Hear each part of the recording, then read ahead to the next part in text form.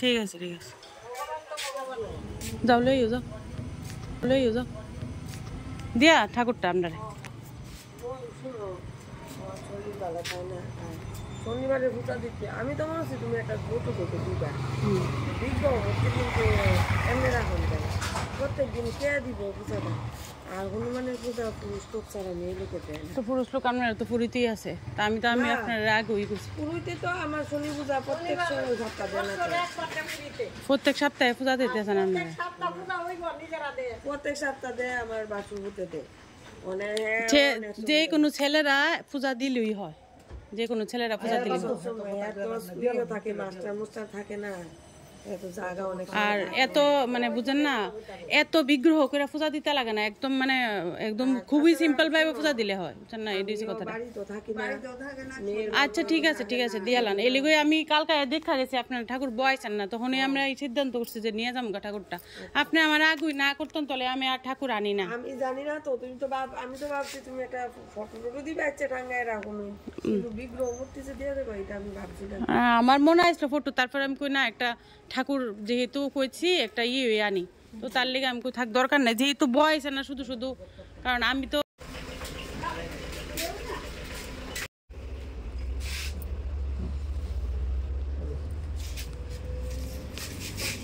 আগে ওই আমার কুয়ে দিলে তাহলে আমি আর আনি না ঠাকুরটাই আনে শুধু ঠাকুর নিয়ে এত চেঁচাচেঁচি আপনার শাশুড়ি ঠাকুর নিয়ে যখন আমি যেদিন ঢুকি আপনার এই ঘরটার মধ্যে যেমন এদিকে আগে ঢুকতেই মনে একটা জানলা আছে বাম দিকে বাইরে তাই না কোথায় বাইরে রেখা তো বাইরে একটা ঠাকুরের বিগ্রহ বাইরে কেমন রেখে আপনি কনছে তো তাই এই কথাটা কোন উচিত হয়েছে না আমি তো তাই এই কথাটা এক্সপেক্ট করছি না তাই তো আমি দেখছি যে আর জটাটা আছে হয়তো ঠাকুরের প্রতি ভালো ভক্তি থাকবো কিন্তু তাই আমার জানলা রাখতাম এরপরে আপনার যখন জালে যখন কইছে যে ভিতরে রাখতাম কোমা ভিতরে রাখবো কই ভিতরে তো জায়গা নাই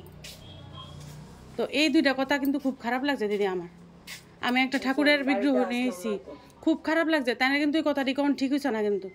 বয়স্ক মানুষ তাহলে তো এক্সপেক্ট করছে না না দিদি একটা কথা শুনেন আজকে যদি আমি করতাম আপনি করতেন একটা বুঝতাম না মাইন্ড করতেন না আমার খুবই খারাপ লাগছে বুঝছেন কথাটা আমি এরপরে আমি তো আপনার লোক কথা কয়ে গেছি এমন তো আমি তো আপনি যদি আমার আগের দিন না করে দিতেন যে আমি আইতাম না আমি তো ভাবছি মনে হচ্ছে একটা ছবি দিবা ছবিটা কিন্তু বিগ্রহটা আমার আর কথা না বাড়াইয়া আমরা ঠাকুরটা নিয়ে ফুরছি আর কি